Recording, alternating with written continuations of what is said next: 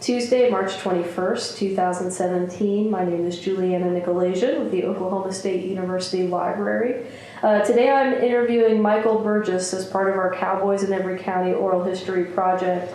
We're conducting this interview in Stillwater at the OSU Library, but Michael works in Pawnee County. Thank you for joining us today. All right.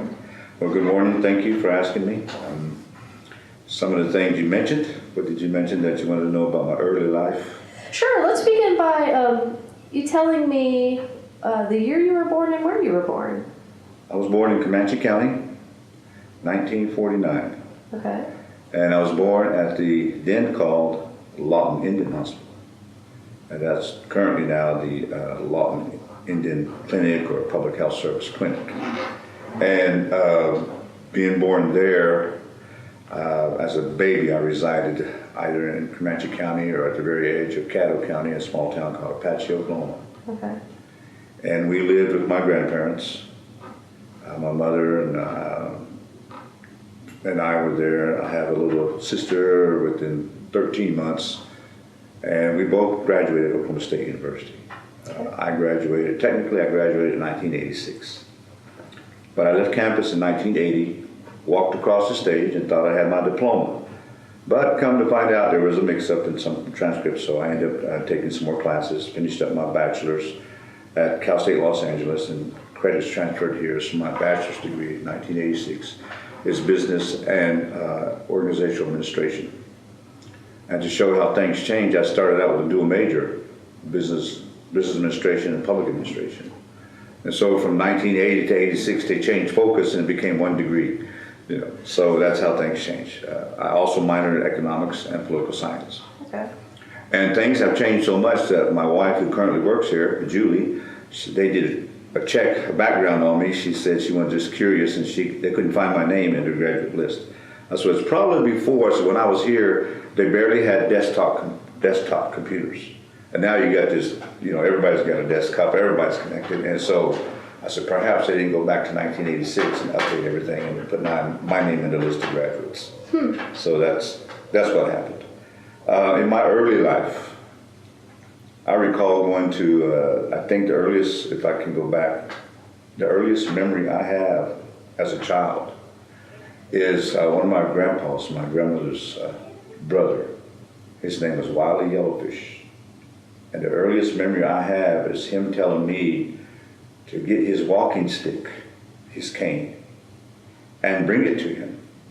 Well, he wasn't a big man, but he was tall enough that he hung his walking stick up on the door hook. And so he knows I'm too short to reach it.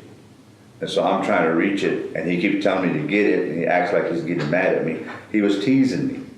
And that's my earliest memory of one of my grandpas. He was a blind old man, he lived in that one room. It was like a 4-room house, grandma, grandpa, me and mama, and Grandpa Wiley.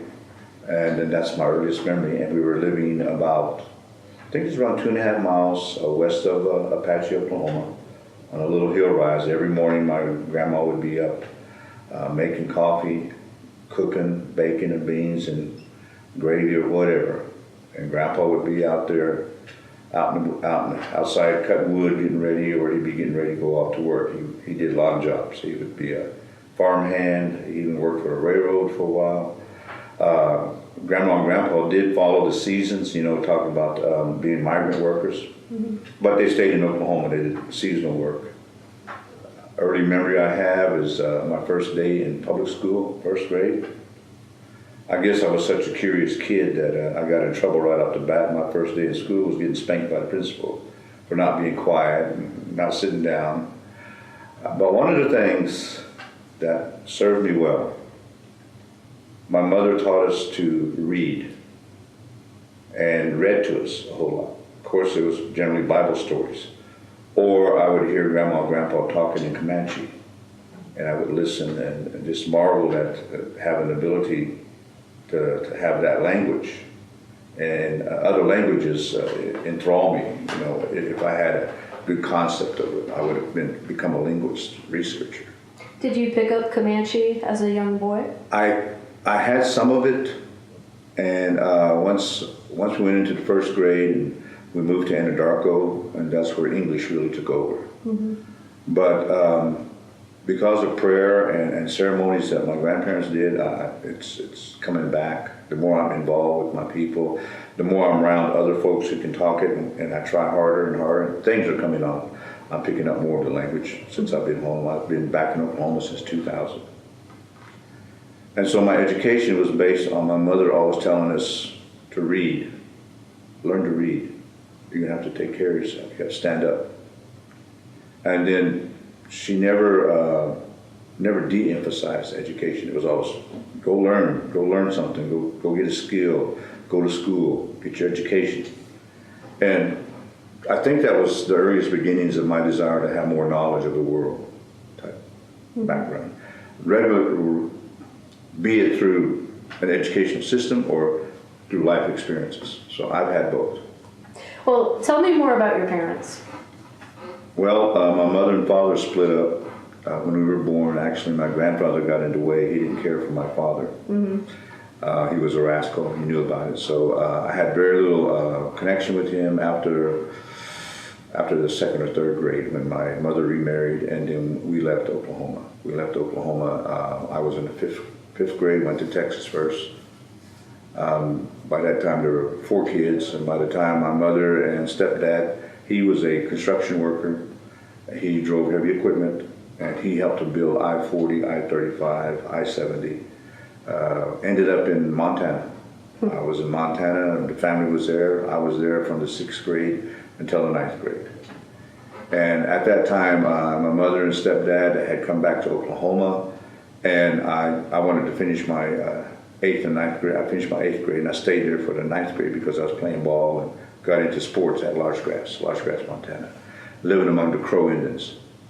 And so again, having friends and starting to learn the language, again, brought up in their culture, made me hungry or thirsty for my own, the Comanche people. So when I graduated the 9th grade at that time, I guess that's middle school, they called it. And so one of my aunts came up, and she had 2 boys who were all the same age, and they're my cousins. And they said, hey, why don't you come back and stay with us in Lawrence? It was an adventure. Okay.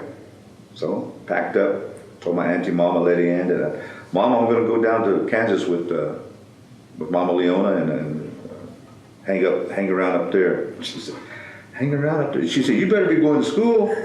I said, that's what I mean to do. So I said goodbyes, and that's at that time. So that was in the 9th grade. We go to Lawrence, Kansas, and in Las Vegas, Montana, public school on an Indian reservation. I was an average A-, B+ student all the way through everything.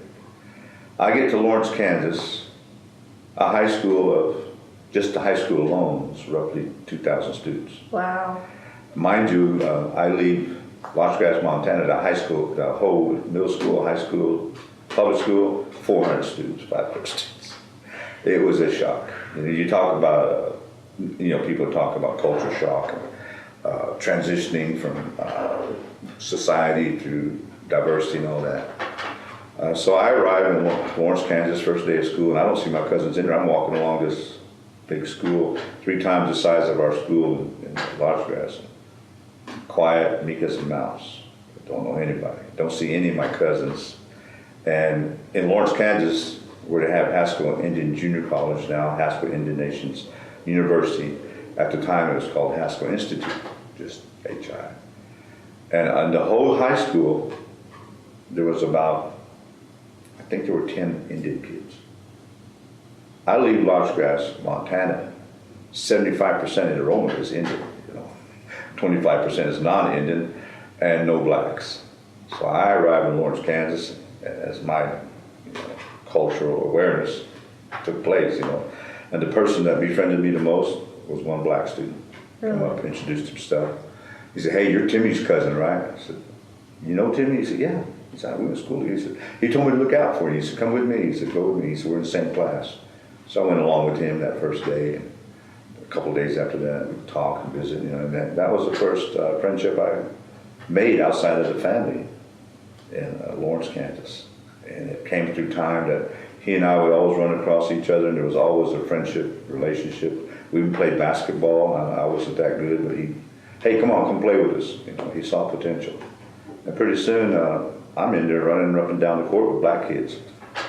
Fitting right in, you know. It's just playing right along with them. So that was my real cultural awareness taking place, because I didn't see a full-blooded black person until we drove to the town of Omaha, Nebraska. We were driving back from Montana to Lawrence.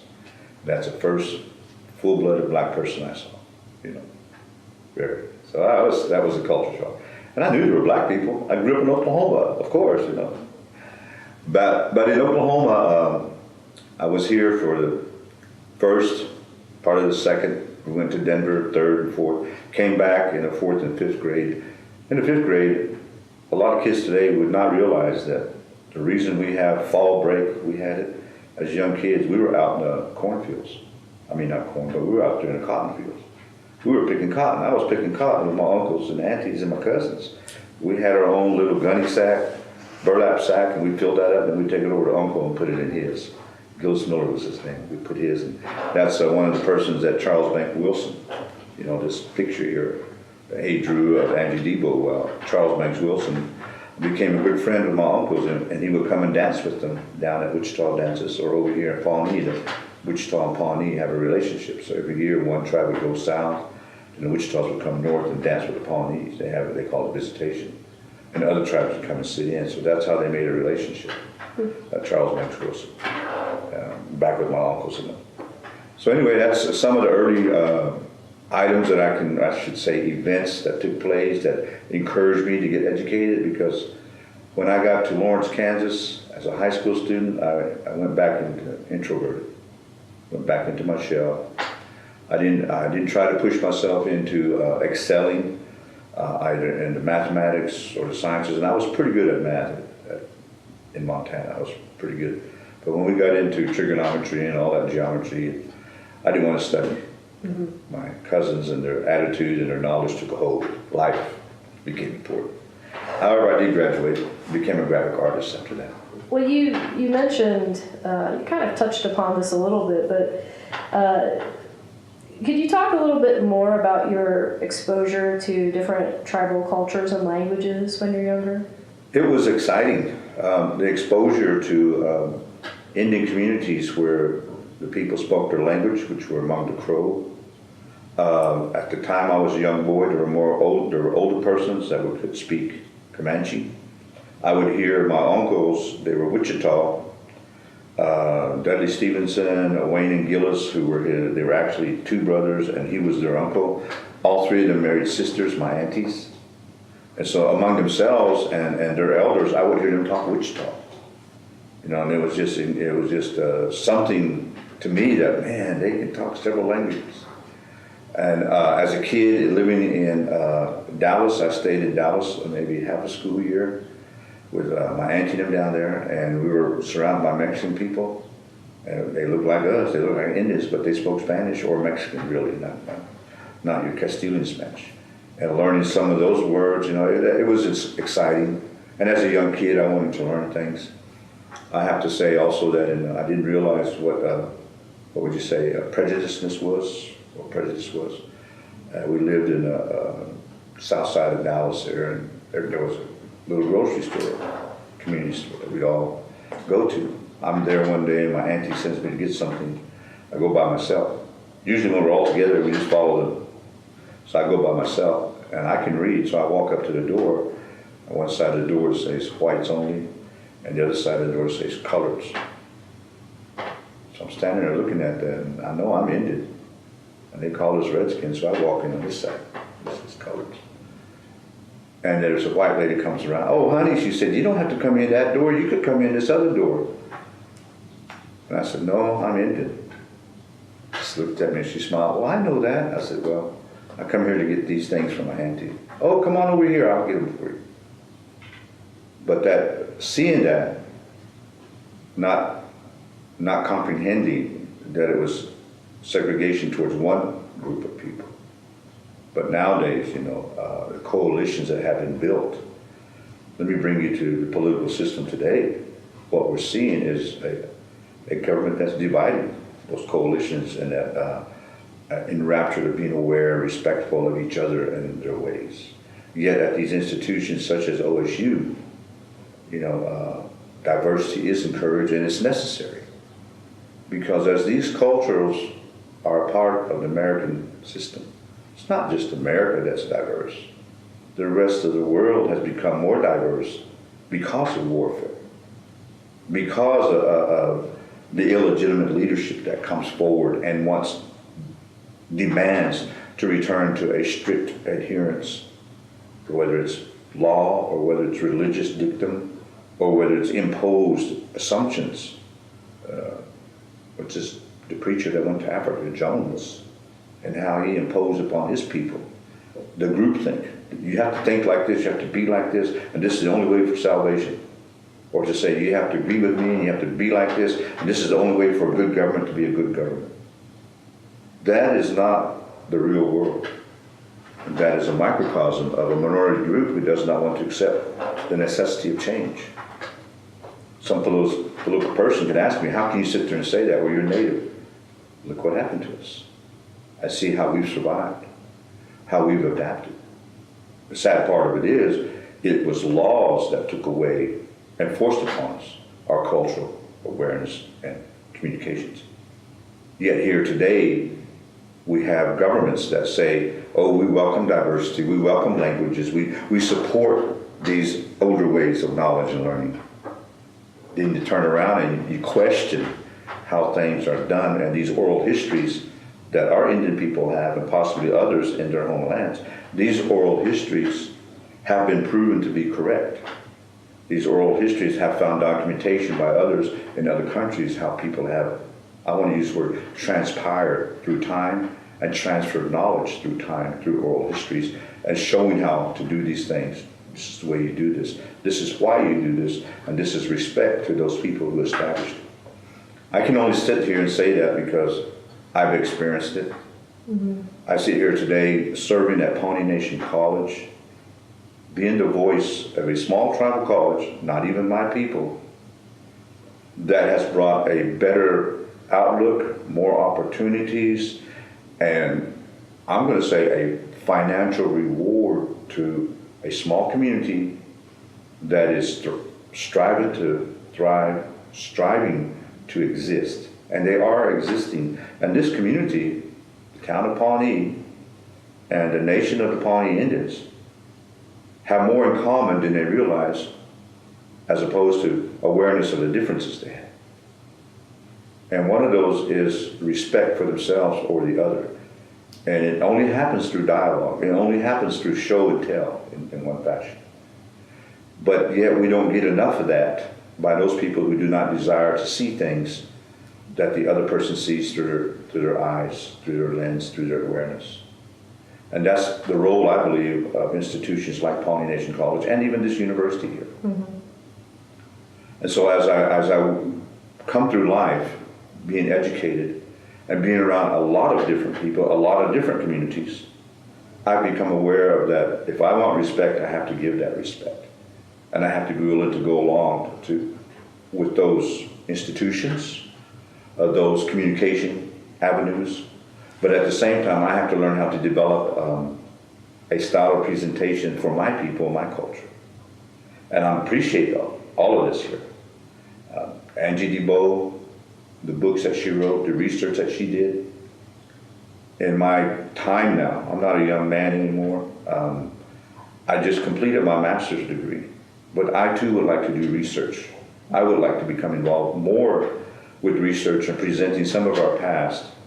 And I say the recent past, because being involved with our tribal governments and political systems, some of the tribal leaders today are not aware of the hardships or the constraints put on by governments on our tribal governments, but yet we persevered. And yet through planning and through development of leadership, we're able to be here today. Personally, tribal colleges have a role to play, not just in maintaining education for the benefit of education to meet the 3 R's, tribal colleges today have to evolve into those institutions that create wiser, experienced leadership for their governments and their people. Well, I'm definitely going to cover a lot of that soon, because I do want to talk more about the role of tribal colleges in your work at Pawnee Nation College. But I'm actually going to pull you back. Okay. We're going to pull you back. And I want to talk about your time graduating high school. You graduated in what year? 1968, Lawrence High. Okay. And after Lawrence High, you went on to Haskell? I went to Haskell. Okay. I was there for 3 years. At Lawrence High, this is Lawrence, Kansas, one of the medium, well, probably, if not the third, fifth largest city in Kansas.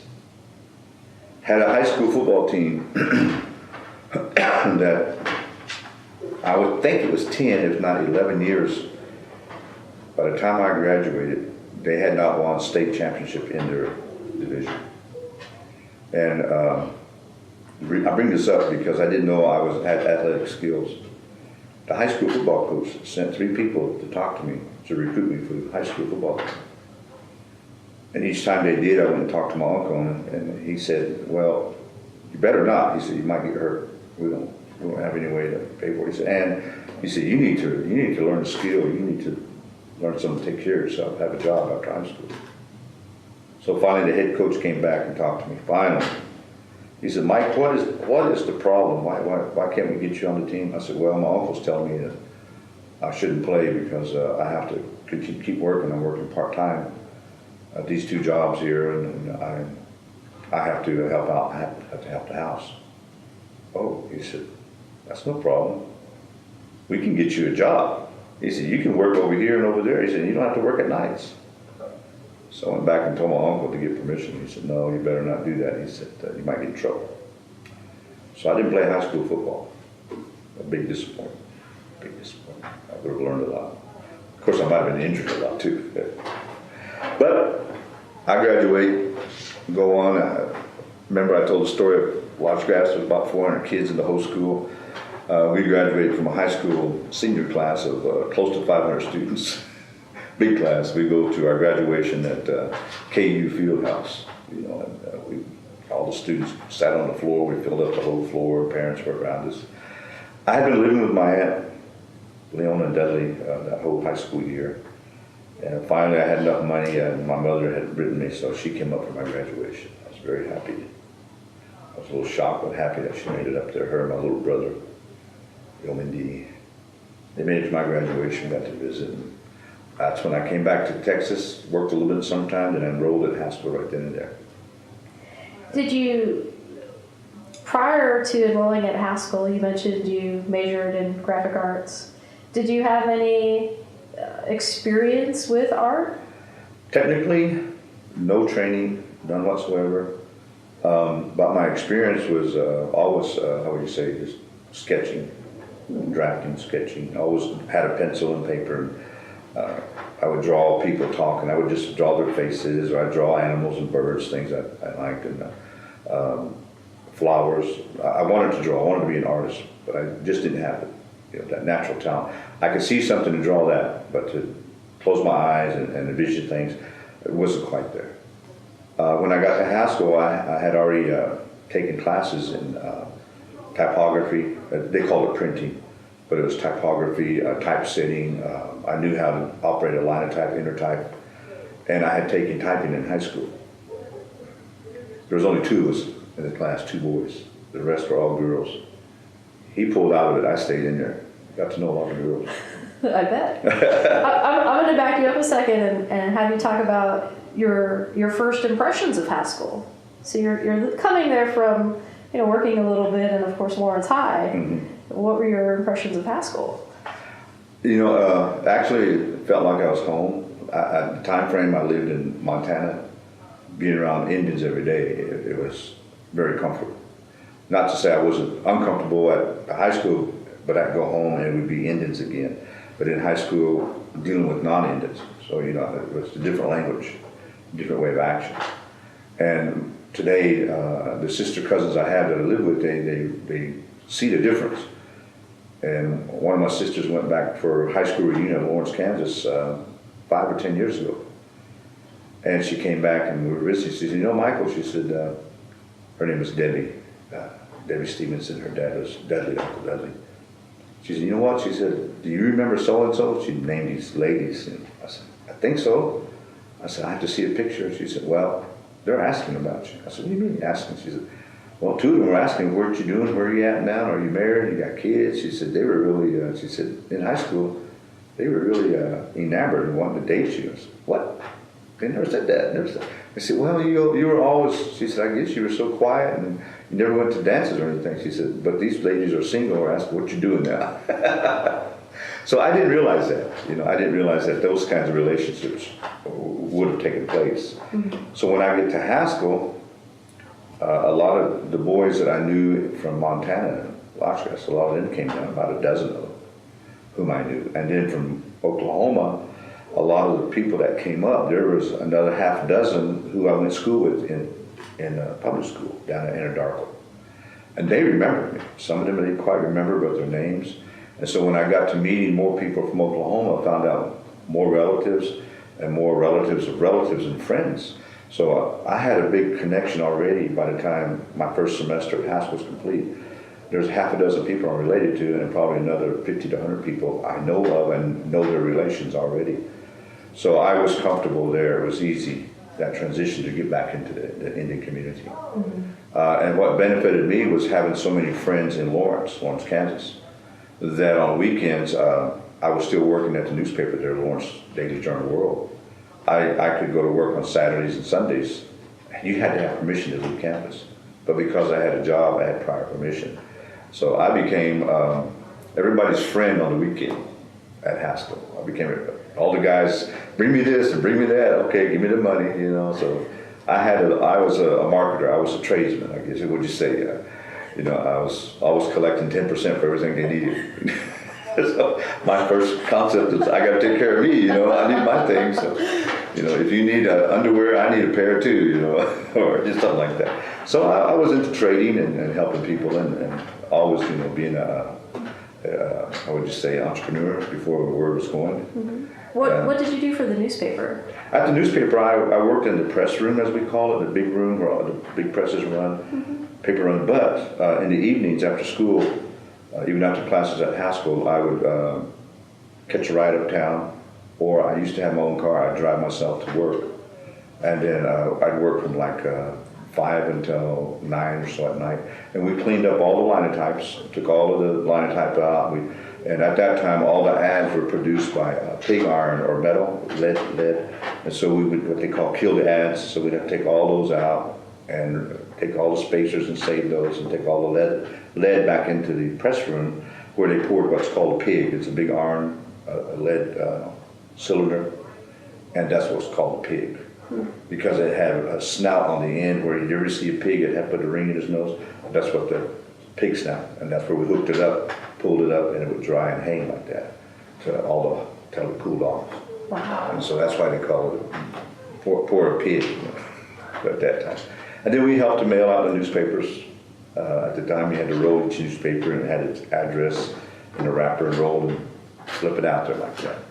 And then because I took typography, they would sometimes ask me to do editings on the ads. Any ad that they kept, and they just had to change 1 or 2 lines, I had to type that in and set it up and go over to the side of the other shop where the artist would bring all that together and proofread it and run print and all that. And so there was little simple things. When they found out I was taking printing graphic arts at Haskell, it became more involved for me. They let me do more things, more encouragement. I even had an uncle working in the newspaper. See, I keep talking about these uncles. My grandmother and grandfather, Alan and Ada Burgess, and she's a yellowfish, Ada Yellowfish Burgess, had 6 daughters. So no boys. Out of these 6 daughters, they all married other tribes because almost everybody in the Comanche tribe, they were related to, I don't know, Grandpa had 4 or 5 brothers, and Grandma had 2 or 3 brothers and some half-sisters. So there was nobody around them locally that they weren't, in Apache, that they weren't related to. So when they ended up going to boarding school, they met these other Indian men. And that's the story I like to tell. I do it when I MC powwows, and the Cherokees like it because you know how people want to be Cherokee. I said I was almost Cherokee. My mother went to school at Chilocco, which Angie talked about, and met a Cherokee young man, even know his name, you know. Yeah, his name was Cedric Page was his name. And so my grandpa, she was going to get married to him after school, brought him here, introduced him to grandma and grandpa, and the grandpa said no. And why? He said, well, he's going to take you way over there. We're not going to see you again. We're not going to be able to visit you, or we won't be able to, you won't be coming back to visit us and all that. And I guess he was a real traditional Cherokee, I don't know, but I don't know where he lived or whatever. So that's the story why I'm not a Cherokee in Comanche. Did you have any instructors at Haskell that really stick out in your mind, or classes that? Well, typography was Esther Harjo. The supervisor was Mr. Bill Elsey of the whole print shop, as it was called. And every one of the instructors, very, very well. I got along with all of them. I guess I think it's because I was willing to learn and wanted to learn. I didn't have a problem with direction, and I was always there to assist. I thought that by being an eager student, I would be taught more. Mm-hmm. And it came out to that, in that I was willing to push myself to learn these concepts. So I went from typography, which I'd already been doing, I then transferred it over to offset presses, because that was the change. The reason we changed, again, talking about change, working at the Lawrence Daily Journal World, it was every man had his own machine and operated on that. While at Haskell in typography, we took a field trip to Kansas City, went to the Kansas City Star newspaper. There was one man operating 6 machines. So I looked at that, and it wasn't computerized as yet, but the beginnings of computerization is not just, well, it is zeros and ones, zeros and ones. So what they had was a ticker tape. So one man was operating 6 machines with the roll of ticker tape. Mm-hmm. And that ticker tape, somebody else was punching it in. They had typographers punching that in. They weren't operating. So everything was becoming automated. I saw the change here. And this was the first concept of computerization as we know it. And it happened with Wall Street because everything was on a ticker tape, right? Zeros and ones and zeros and ones. So it became binary. By the time I finished Haskell, of course, that's why I transferred to offset presses. So by the time I finished Haskell, I take a job in Washington, D.C. And my instructors prepared me well, very well. Andy Gertie was our instructor in offset presses. And one of the things we had to learn by the end of the semester, we had to take apart what was a multi-little press, 8.5 by 11 sheets. We had to take all the components out and put them back together again. The wheels, cylinders, the rolls of ink, and even the cogs, the chain that rolled them, and we had to clean all those and put them back together again. So what prepared me for my job was exactly Haskell. When I got to Washington, D.C. in the summer of 1971, working at the Interior Department, they had a print shop there. And I walk in there, and there's a room full of black people. 2 white people working there. One's in the press room and one's in the front, the boss man. And I'm walking in, and everybody stops and looks at me. I'm walking in with long hair, kind of heavy set. You know, I was playing football a lot at that time. And so all the guys I talk to, and they say hello, they greet me, and all of that. And one older lady come up. I can't remember her name. She looked at me and she says, man, she says, you got to come home with me. I kind of look at her. What for? She said, I'm going to introduce you to my girls. So that was an icebreaker right there. You know. So she did that, started teasing me, and then everybody else kind of followed in line. I got to know everybody. I worked in D.C. for 4 years, from 71 to 75. But my first day on the job, they didn't have a press for me to operate. They had 2 presses over here. And the guy said, well, do you know anything about these presses? I said, I know a little bit about them. I said, is it working? He said, well, we can't get it to work. It just won't do this and do that. We don't have a mechanic come in here and do this. And I said, what about this one over here? Is it working? He said, well, I need some parts and this and that. I said, well, you want me to try it? He looked at me and said, try what? I said, you want me to try to get it running? I said, it might take a while. at least half the morning I can look at it and see what's wrong. You think you can? I said, well, let me try. If you got nothing else to operate, I said, I'll try it. So got my tools out, got my things together, you know, and I started taking all the doors off, took it off the hinges, started taking the rollers and the wheels out, the cogs, took the cylinders down, dropped them down, and I started cleaning everything. Just wiped everything clean, spick and span. Got it looking, inside it looked like it was new. I just cleaned so much dust and grime out of there, you know. And then even washed all of the oil pan, the ink pan, and the rollers that transfer the ink. And then I looked at it, so I got some paper, and I started running paper through there, just started working with it. It was after lunch, about 2 o'clock, finally,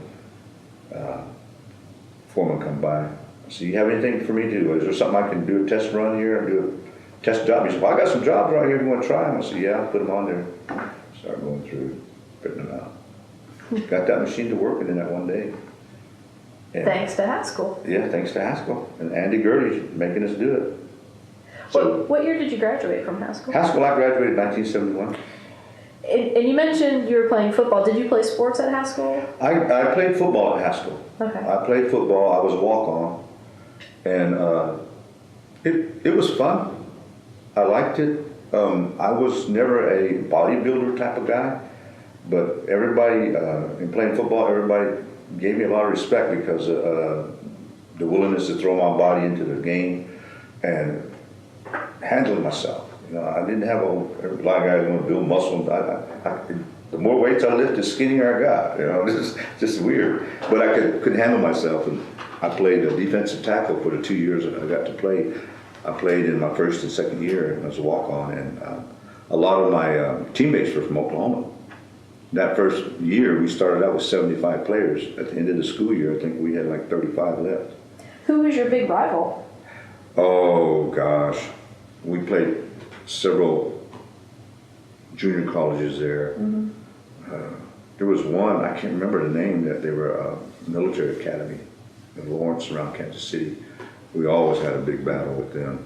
You know, it was a tough one. I think the first year I played, we were like 7 and 6. Then the next year, I think we were 6 and 7. Mm-hmm.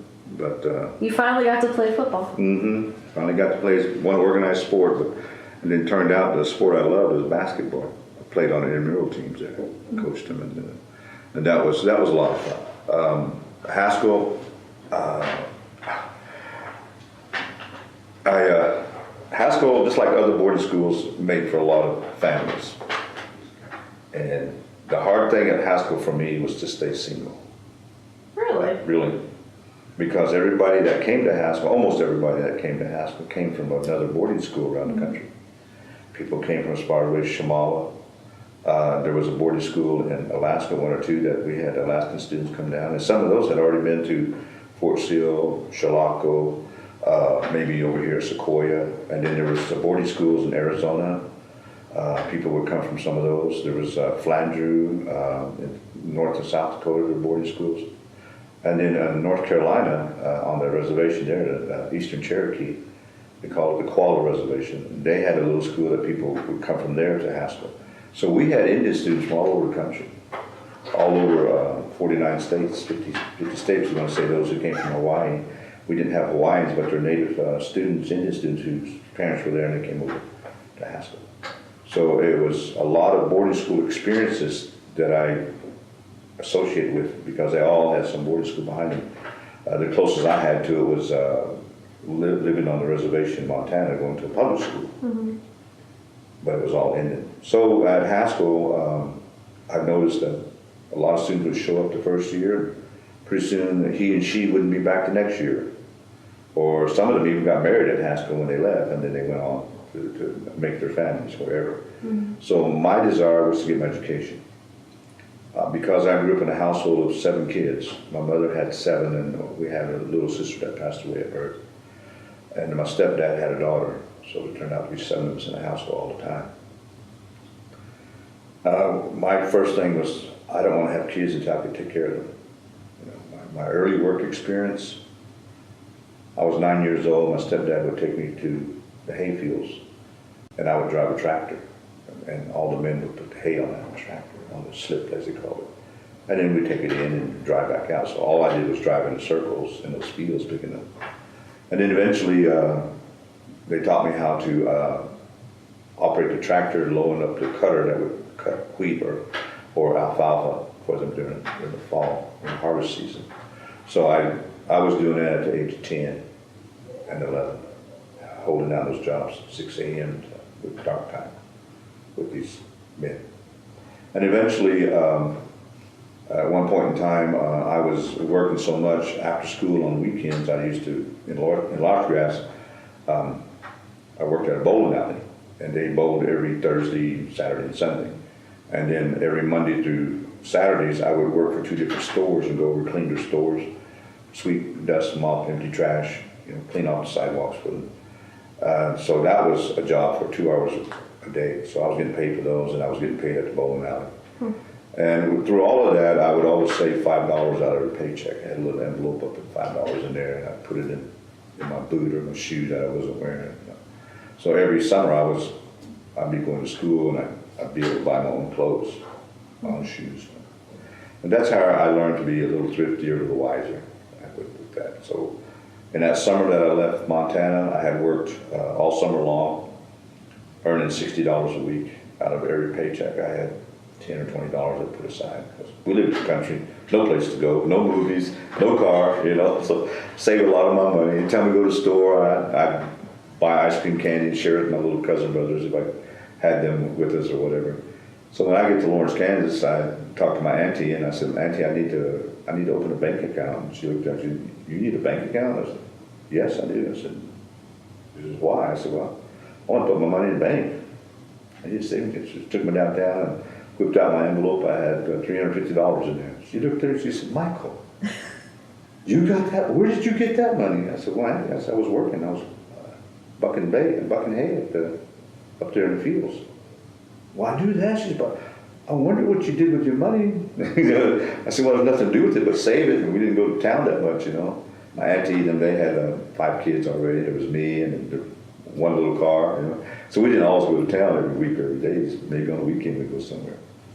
So I put that money in the bank and started working, and I've been trying to be a saver all the time.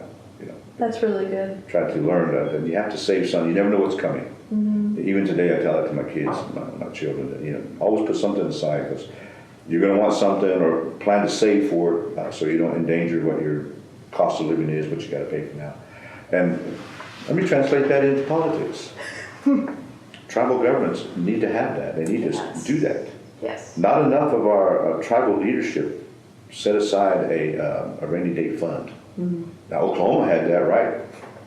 They had it for a while, and it came in handy. But at the same time, you cannot overtax yourself. You cannot, 10% of my savings, now it has to be 20% for me, because taxes are taking more of a bite, so you have to plan for more. So people need to adjust that. And that's where, if you want to know how I learned about economics and taking care of myself, there was an Indian lady at Lodgegrass High, and she taught home ec. At Lodgegrass High, or middle school, even the boys had to go through home ec. We had to learn how to cook this, wash that, sew this, and we had to learn how to live on a budget. So we had these planned budget scenarios. Everybody had to plan what they would buy for the week and how much it's going to cost them, and pretend you had this much. So it was, what did they call it? Did they even do that in high schools anymore, Home economics, it was called. And if you don't teach your children how to save at a young time in life, how are they going to learn how to save when they do come into a situation with funding, or they become leaders? And that's the thing I see again back into our whole educational system. Not enough young people are talking about home economics. They're not understanding that. They think mom and dad's going to buy everything all the time. And from the early on, I told my kids, I can't be buying you this. We don't have enough money, If my son wants a $100 pair of Oakley glasses and I'm using $5 ones from the flea market, son, you can wear what I wear. But that's just a scenario. Sure. Well, you mentioned that we talked about your time working with the Department of Interior after graduation in the print shop. How did you get that job? How did that come about? At the time, I think it was a nationwide area where in D.C. they were looking for, and they still are, basically, they're looking for new employees within the governmental system.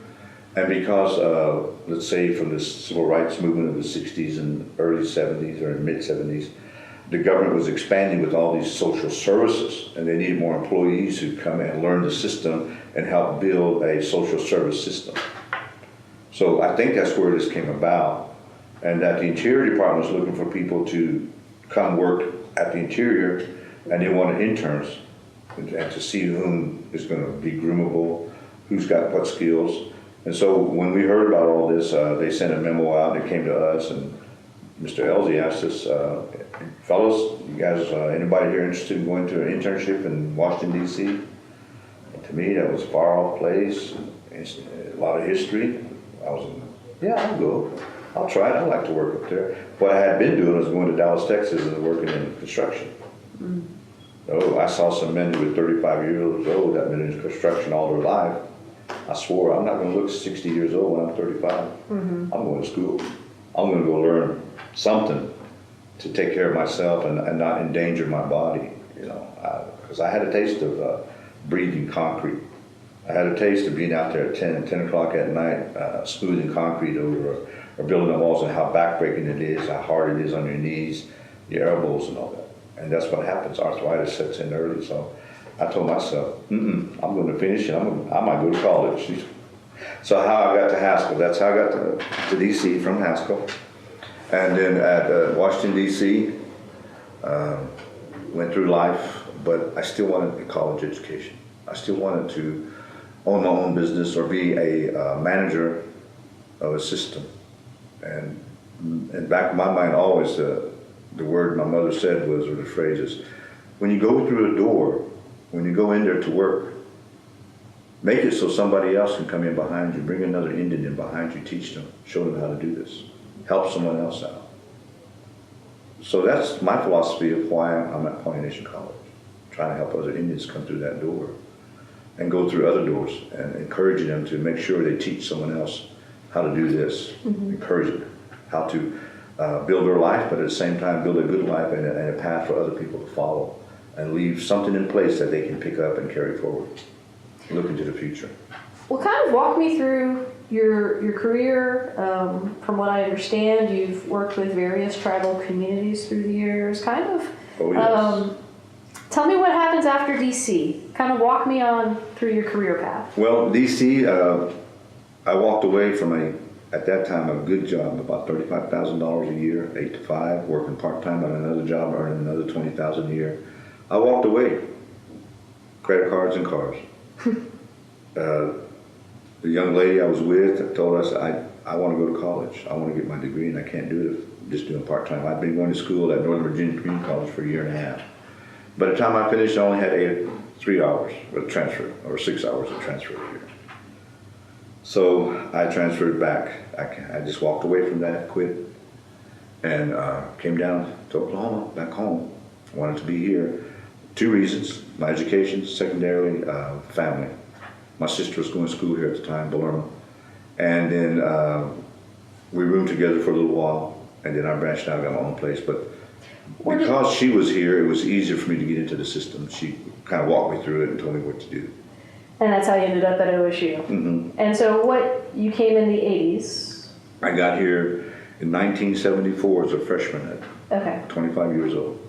So what were your impressions of OSU when you came here? The real Cowboys. Being the Indians, real Cowboys. It was a little different back then.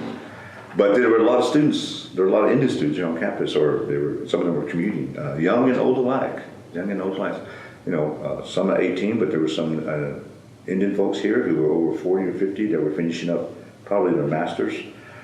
Jerry Raynor is one that comes to mind. He was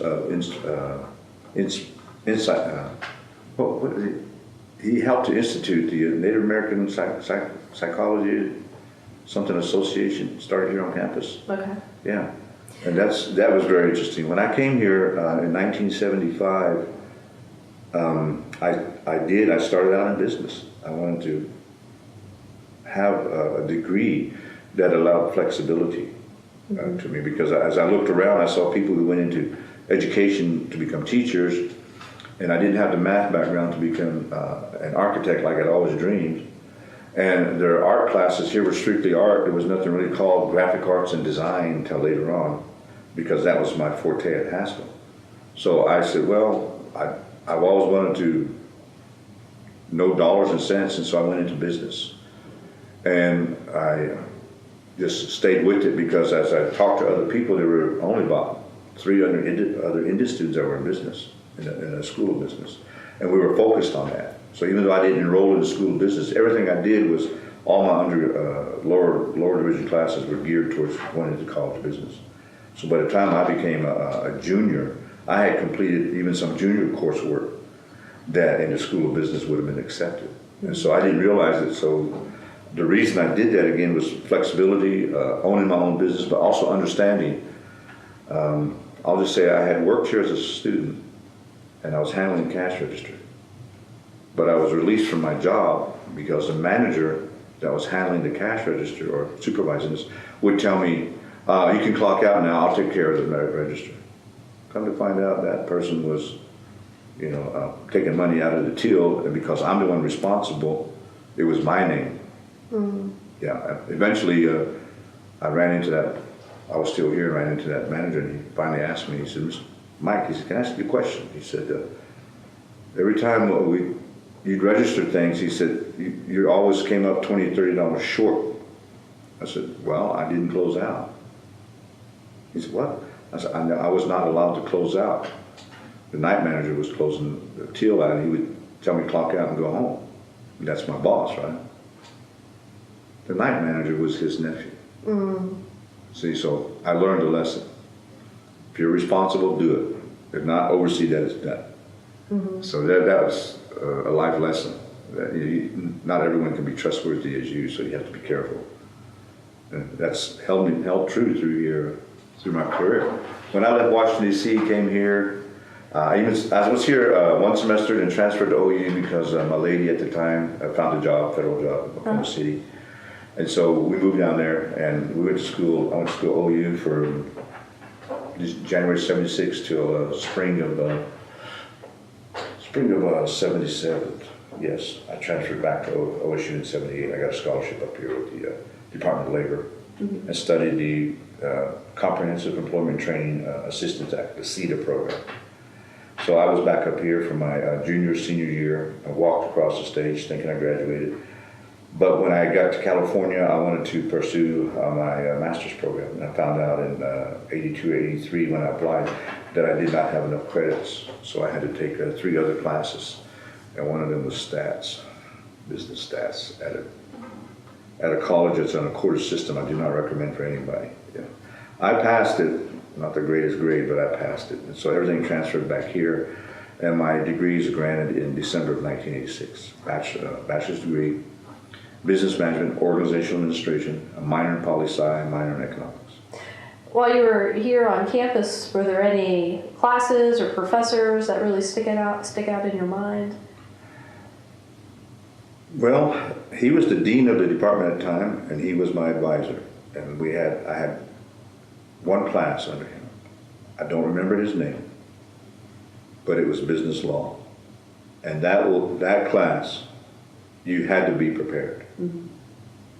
And luckily, because he was my advisor, and I did talk to him a couple of times, just 2 or 3 times in my senior year, I was able to make an A- in his class. Because I hustled, I had to pay attention, and they had these case studies, and we had to be ready. You never knew who was going to be called upon. And in the team we had, 3 of us were on a study team together, and all 3 of us made A's in that class. It's one of the few classes I made an A straight all the way through, everything. But that's the class I thoroughly enjoyed. Here recently, my knowledge of business law and actually being involved with the nonprofits and tribal corporations, that background has really supported me in my intuition to do things on behalf of the organization. Mm-hmm. So the education I got here at OSU was very well, grounded me very well in the future, what I needed to know. Taught me how to research things that I would not know maybe, but knew how to find out or what to do. Simply because today I hear many tribal leaders talk about tribal sovereignty. The one aspect they don't understand about tribal sovereignty is contractual responsibility. If a tribal government has a contract with another entity, the tribal government has to follow the contract as much as the other entity. You cannot take a contract and say it's tribal sovereignty, we can make changes of the contract in the middle of the stream. That's not legal. That's not good politically. It's not good for you economically. I've learned that already. I'm talking about my experience. When I left here, I worked 2 years in the oil field. Well site geologist. Common term is called a mudlugger. Now, I'm not a geologist. I studied geography and I understood that. But what it is, when the oil wells were drilling straight down, you needed somebody here who could interpret each 10 foot of soil or 20 foot of soil, so you could look for those breaks in the oil field. Your oil sands, oil shale, all of those have a specific texture. They have a chemical substance that when you put another chemical on it, it shows you oil or gas possibilities. Not saying it's there, but the oil or gas possibilities. And so all of these fields here in Oklahoma, if they don't have a pool of oil or gas, they follow a certain layer of soil. You know, back in the millennium, thousands of years of seabed and all that. We're walking on an old seabed here. So when you hit those layers of earth, the geologist knows, well, that's where we might hit oil, so we have to test it. So that's where I came in. And not being a geologist per se, I learned the system just that we needed to do on a daily basis. So I worked at that for a year and a half until the bottom fell out in 82. 82, I got recruited to come out to California. A gentleman I worked for in the summer of 70, I believe it was 77 in Chicago. They had a nonprofit organization. They had a CETA grant. Remember, I was here on a scholarship with CETA, Department of Labor. And so I went there for a summer work for 10 weeks with them, and then he transferred to California and got hired out there. And was searching around for employees, and he found a relative who knew of me. Word came back that he wanted to recruit me. Called him up, took a job. Went to California, Los Angeles, California. Planned to stay for 2 years. I started out as a director of human resources or personnel. Got involved with that, got elected to the Los Angeles Unified School District Indian Education School Board, got involved with that. Eventually got elected to the Los Angeles City and County Native American Indian Commission, countywide election, won chairmanship. Sat on that for 6 years. Got involved with the culture. I powwow danced, as we would call it, but the traditional dance. And then because of my skill, one of my, my verbal skills, a lady that made friends, an Indian sister, one of my aunties that was out there, got a hold of me, asked me to help her out. I showed up. She asked me to MC. I didn't have any idea what it was. She asked me to MC. So I was the master of ceremonies for this little community powwow, and did a good job for her. And then she asked me to MC again here and there. So I kind of said, well, all right. So this time I went appropriately. I dressed up in my modern day Indian clothes and cowboy hat and all that. Sat out there and MC'd the powwow. And after that, that's how my career as a master of ceremonies for powwows began in 1984, Los Angeles, California. And so there, from doing all of that, living there for 16 years, I worked for the 2 newspapers in between stints with the nonprofits, these tribal nonprofits, urban programs. And the urban programs have the same grants and contracts that tribal governments have, or they can get grants from state organizations for services to all the community or a specific segment of the community, whether it's disabled, youth, or elders, job employment and training. So all of these nonprofits get the same pool of money, be it state or federal money, and they follow the same guidance, same rules and regulations, the Code of Federal Regulations, which guides how you can manage funds in tribal governments, state governments, city governments, even the federal government. So all these codes, these are the Bibles that our government has to live by. See, and that's, I thank OSU for that scholarship, that opportunity to do research under DOL and understand grants, understand budgets, understand contractual responsibilities. Because no sovereignty agreement can be broken if you sign a contract without both parties agreeing. And that's plain simple. Very simple. But even your state leadership, we don't know that, or your county and city leadership, as well as tribal leadership. If they don't understand that contractual law is responsible on both parties, then that's when problems begin. And that's one thing I can say. I'm thankful that I had that opportunity here at OSU. I didn't get it at OU. They would let me in the School of Business, and they told me I went for tutoring, and I had to find out a tutor. Nobody in business would tutor me in economics. They didn't have any available, and all they said was, there's the old test along the wall. You can reach in there and pull out some old tests and study. And some of those tests were 10 years old. Now, that was then. That was back at OU then. I don't know how they're doing it now. Was it just the culture of the university, or? I think so. While here at OSU, there was quite a big involvement of our Native students, so we were always supportive. And then the Student Government Association was inclusive of us. At OU, it was such a diverse urban population going on that the Native Student Association there, I don't know, it was smaller, less leadership, I would say, involvement. But the Indian students did things together, but they didn't rely on the college SGA, that's what it is now. Well, I wanted to ask you about, you kind of alluded a little bit to it, the presence of Native students back on campus, you know, in the late 70s, 80s. Here? Well, the one thing about it, and what's the phrase, that the best place to learn is the middle of the desert. OSU, being located where it is, while there are Indian communities around us, they aren't the Indian communities I'm from. So in order for me to participate in my tribal culture or with relations, I would have to travel all the way back to Caddo County or even to Comanche County to be among my people. And as a student here, that's not feasible. So I was here going to school at Oasis in the middle of the desert. So I focused a lot more on my studies. I had a lot of time to participate in athletics, but not culture because my grades came first. At OU, a lot of culture, a lot of games, activities, and a lot of powwows. I didn't study that much. Even though I was under my undergraduate, I didn't study it that often. And I realized, well, if I were to stay here, I'm overly involved in everything because people wanted me to come play over here, come over here, and come over. It was just too much socialization. Let's use that word, because it was family or powwow or school groups, and my studies came last because closer to home, there were more family. We need you here, we need you at this house. Up here, they knew I couldn't make it, so I came back up here, and the scholarship helped to stay with it.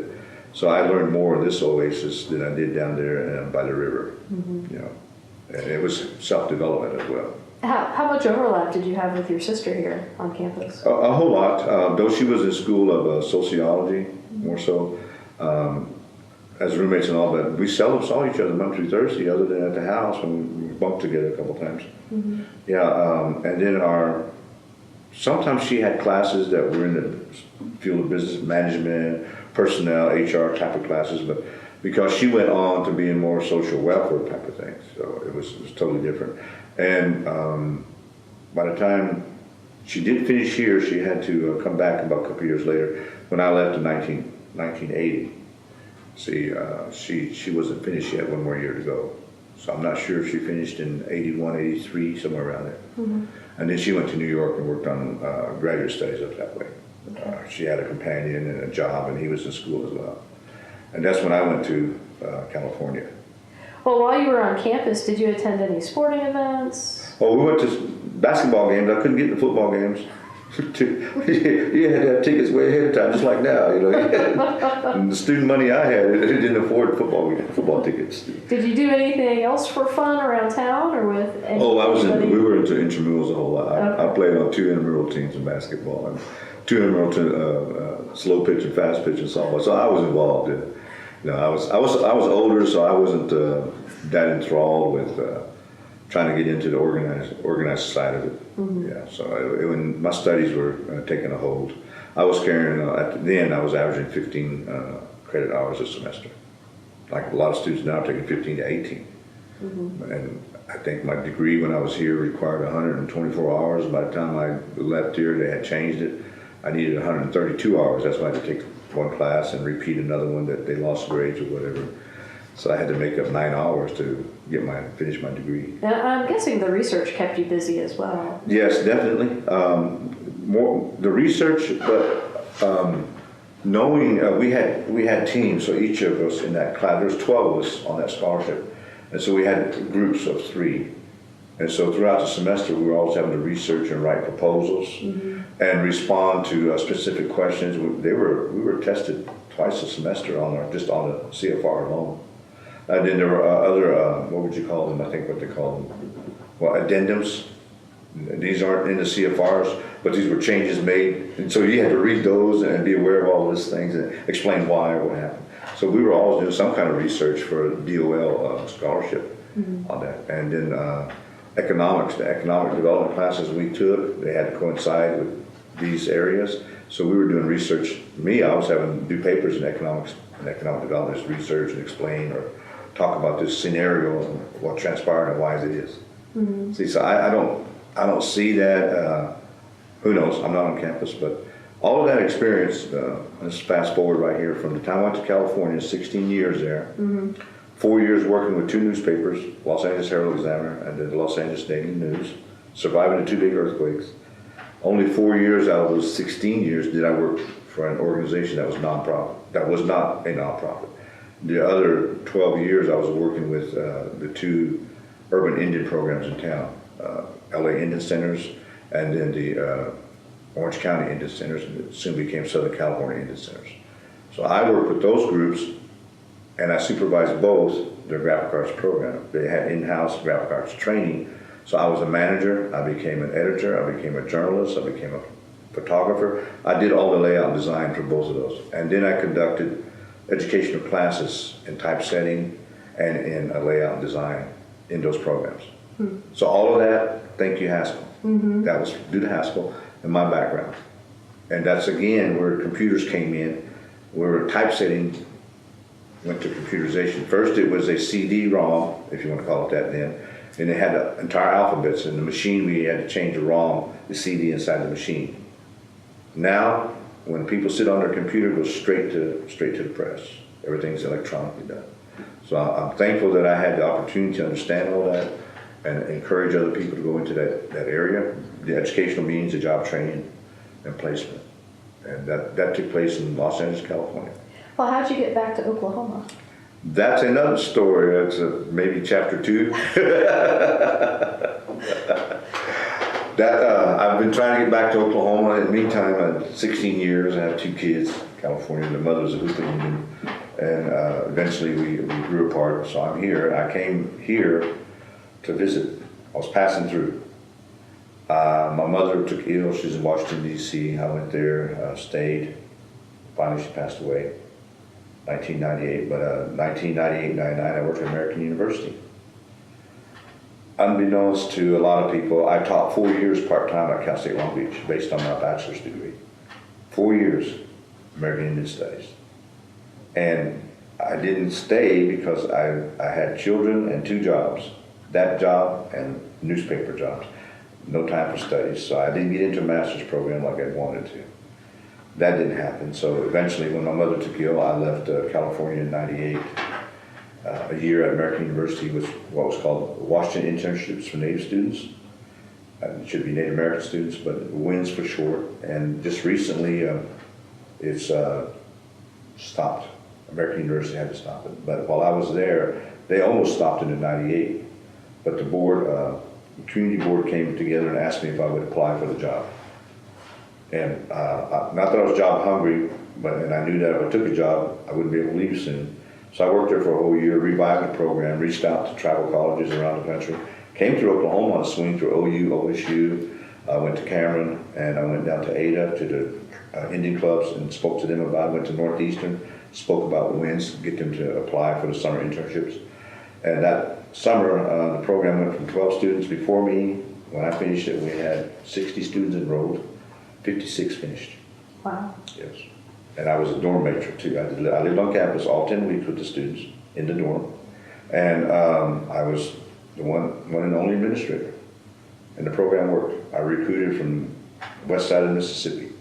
I went to the American Indian Higher Education Consortium Conference, AHEC. And they knew of WINS, and the person said, well, you're the first Native person we've seen come, you know.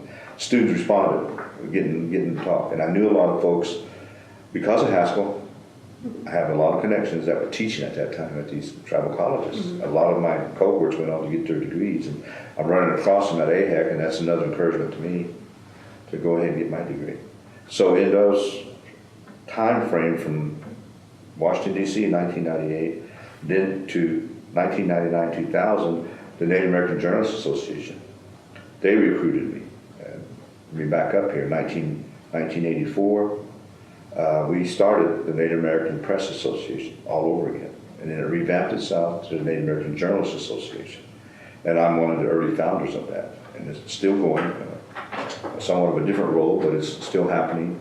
And it's all based upon the lack of news and information from the Indian communities. At the time it got started, I was working for the Indian Centers Incorporated in LA. I was the editor, again, that's back into graphics, but I was the editor of a paper called Talking Leaf. And because I was editor, I got involved, and we were the largest at the time, if not the largest, the second largest urban Indian population in the country. At one point in time, Los Angeles, Orange County, Riverside County areas had over 60,000 American Indian people living there. And that's due to the Relocation Act of the 50s. At the time that they were doing relocation, at the same time, they were trying to do termination. They were trying to take Indians out of the Indian communities, put them into urban settings, and thereby they would assimilate into the dominant culture. And yeah, we assimilated with jobs and income, but we kept as much as we could alive. And so being involved, seeing that with the Native American Journalists Association in 1984 helped me to get a bigger picture on how things could, should, and need to be in Indian country. So that got my voice internally to thinking about these things in the political scene. So I was in Minneapolis, Minnesota for 1 year, 99 to 2000. In 2000, my contract was up, so I was returning to California, and I came through Oklahoma. I had money in the bank, to visit family and friends. And I was going to move money back to California and get a job, be closer to my children. But when I got down here, one of the tribes heard about me, Pawnee Nation, got a hold of me, and I said, how did you get a hold of my number? Well, we've been looking for somebody to do this, and we understand you were with Naja and you did this. And I said, yes, I did. He said, would you come and talk with us? So I went and talked with their executive director at the Pawnee Nation there, just outside of Binger, Oklahoma. And they put me on contract to help consolidate and revamp their education, adult workforce, and their general education programs. Revamped all that, put it in one office, one directorship, saved them about $10,000 annually, and put that towards scholarships. Rewrote their VIA higher education grant for them, redeveloped a whole new budget, and reduced from 6 employees to 3. Got it going, completed their educational building, their educational center, which was funded by Administration for Native Americans, got the plans in place, put in their distance learning network system for them. All of that in 2 years, got that complete, and then got recruited down to Delaware Nation, got involved there as a tribal administrator. I was there for 2 years, and then prior to that, in 2001, I got elected to the Comanche Nation Business Committee. I served in that for 2 years. And then ran for office, didn't win, so I had a little money in the bank again. I was going to go back to California and be near my kids. In 2004, my car was packed up. I went to our Comanche Nation Tribal Council. I'm in the Tribal Council, visiting with people and talking, and somebody said, what you doing? I said, what do you mean, what you doing? I said, well, I'm here with y'all. Why did you ask? Is that your car out there at the, all packed up and all that? I said, yeah. Well, what are you doing? I said, well, as soon as it's over with, I'm heading to California. You doing what? I said, I'm going back to California. I got my kids out there. I want to go be around them. That person got up and went over and started talking to other people. And they nominated me to be tribal administrator. And still to this day, an ancient system, the Comanches elect a tribal administrator for 1 year only on the floor of the tribal council. Yeah, no qualifications required. Who's the favorite gets up there, gets nominated. I got that ancient system. And so anyway, I got nominated, got into runoff, defeated the incumbent who'd been there 4 years. I served for 2 years. Quite honestly, had there been other people serving on the business committee, I would have stayed longer. Had there been minds as open as mine and knowledgeable about internal management systems and long-term development, I would have stayed longer. Yes. And that's what I'm talking about. Tribal governments need to train leaders who look at the long term, not service term. Many leaders, and I was told this by one person, you can only worry about the 3 years you're in office. That's all you need to worry about. Well, to me, that's not a legacy. You know, that's a legacy of failure, because if you don't look beyond tomorrow's curtain, then those storms that are coming, you'll never weather those. That curtain's not going to be there. You'll be blown off. You know? So that's the sad part about other people who do not pursue a education or strong experience in management and long-term development. And this is where the economic studies I did here really helped me to focus on long-term and why you need to see what today's going on today and plan for the future. Because even today, I'm not invested in the stock market, but I know that all those businesses that Mr. Trump is invested in, they're making money because he's invested in warfare. Simple as that. You start watching the market. As soon as you got in, all those mechanisms, all those engines that support development of weapons or industry, military industrial complex, their stock market has gone up. So why aren't tribal leaders investing in things like that? But at the same time, talk peace. Because you can always be peaceful, but you have to learn to put up a defense to defend those things that might come at you. But I do not believe that we have to be at war all the time. And I'm sorry to say, I know that I'm in a conservative country. I know that a lot of Republicans support the party. But when I look back at it, through my experience, every time we went to war was under a Republican regime. Because it makes money. Warfare makes money, sad to say. And so we have to find other avenues as a native governments, native people, to create better income for ourselves and for the people around us. We can't just think it's just us here. We have a lot of non-natives married into our families now. Speaking of that, when I left Anadarko, there was hardly any Indian who owned a business. Now all the Indian businesses hire some of their relatives who are part Indian. What happened after your time as tribal administrator? Well, I went job searching, and tribal administrator in 2006, I left the Comanches. And December of 2006, I was hired at Comanche Nation College as a planning grant writer. And that lasted until August of 2007. Politics got in the way again. But some of the things I had planned and wanted to do, the president of the college was how would I say, meant well, but did not do well, and followed the political norm as opposed to development responsibilities.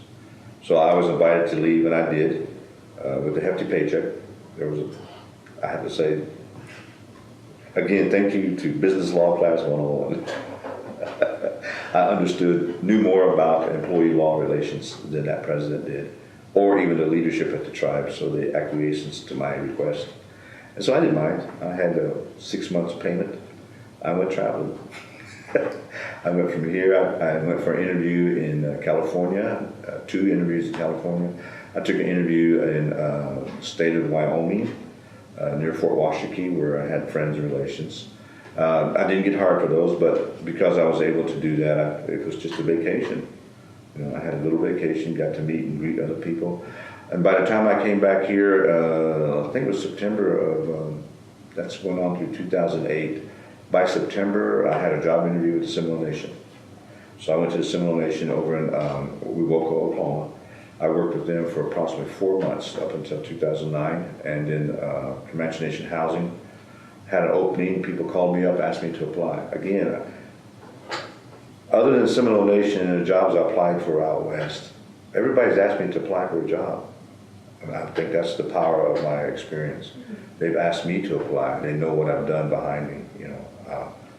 Record shows that I did the right thing, and the product or the systems I put in place were built upon and established a floor for more expansion or more operational success. From my experiences, and I've been involved in politics. Yes, in 2009 I was elected chairman for the Comanche Nation. And because I was successful with the community, political machinations and political enemies got the upper hand, and I was recalled in 2011. And then in 2012 and up until 2016 here, people realized that when I left office, we had a balanced budget. Mm-hmm. When I left office, we had administrative things going on and planning and development going on. That was all destroyed from 2012 to 2016 because of the over expenditures that the following chairman in the regime, they spent over $10 million of the tribe's money, and who knows, there's no proof of what, there's nothing to show for the expenditures. But they did a big trip to Europe, it cost $500,000 of tribe's money. They did a big trip to Washington, D.C. to glorify the chairman and himself. All things that they did with that funding did not support long-term development for youth, education, elders, home building. Plans I had in place would have put more funding into youth development and elder care. We were looking at developing our own clinic system. Mm-hmm. Michael Nation puts money into healthcare every year, but yet our leadership cannot figure out how to create its own internal clinic system, which I had in place. I had lined out. Mm-hmm. See, so thankfully, the economic classes I took here really stood by my long-term planning and development, and so my people are looking around again and saying, are you going to help us? And I'm saying, if I find something better, I'll stay with it. Well, you eventually ended up back in the classroom as well. I sure did, and thankfully that's my grounding in classwork. Well, here at OSU, I had to do a lot of writing. Writing required reading. At OU, I didn't have to read or write that much. There's test time, there's study for the test. What is it today? Study to the test, don't study to learn. And that's not helpful. It doesn't create a long-term education experience. However, my 4 years teaching at Cal State Long Beach, I ran into students, Native American students who did not know the history that well of their own people or the history of this country's constitutional development. Now, I'll say in defense of all of the American political scientists and historians, yes, there's no writing that the American Constitution was actually based upon tribal governments and what they did, other than the allusion or the alluding to observation by Benjamin Franklin and a few others of how tribal leaderships came together and had a discussion. They had a Chautauqua. That word is big. They had a caucus, Indian words, These Congress that came together as the American people knew them involved leaders of different bands or different nations among themselves talking together and deciding the future agreement to not go to war or agreement to go to war. What does Congress and the president do? They have to come together, have a caucus to decide, do we go to war or not go to war? And when the decision is made to do either, then everybody has to pull with it. Or like the Iroquois Nation.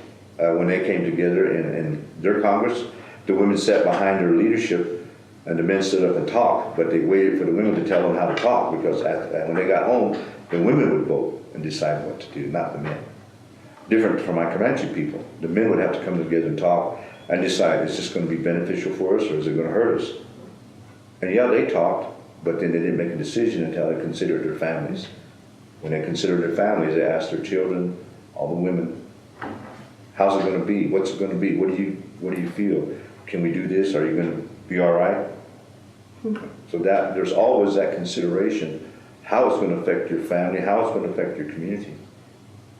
And there's no longer can we make a decision without those considerations.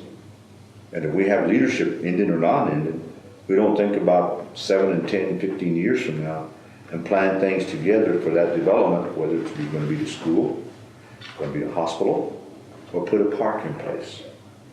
Those things take consideration of the entire community today for all of them to consider what they want their children to have tomorrow. And leadership needs to think like that. And that's the problem I see with my own people down there. That's the problem I see. We got leadership that just looks at what they want to do now, because putting things together saying it's going to last forever. When the next leadership comes behind you, they're going to see it differently. They always do. So you have to have a more adaptive attitude and build things that are flexible, but at the same time tell people why you're doing this and what it's going to do for you in the future. Mm-hmm. And maybe everybody will understand that. And that comes with leadership training and development. And now being that, you talk about that, my 4 years of talking like that at Cal State Long Beach, I taught 1 year here at Pawnee Nation College. And they were looking for a president. I was asked to step in short term, and I said, fine, I can do that short term. I don't want the position. I'll help y'all find somebody. So in the meantime, we ran into some applications for new grants and funding sources, and it did come through, we kept it, but the board said, well, you've been in here I was there for almost a little over 6 or 7 months. Instead of advertising and going through the problem of search, we want to know if you'll just stay in the position and have it. We'll let you have it we'll advertise, but we select you to do it. And I looked at them and I didn't want to do it. Why not? The politics, tribal politics. I didn't want to do it. But I looked at the situation, and because of again, I'll refer to the closure of the Indian Centers Incorporated, 1986 in Los Angeles, California. I was not employed, and 3 people left on that board. The elder lady was the chairperson, a woman from Oklahoma, Choctaw.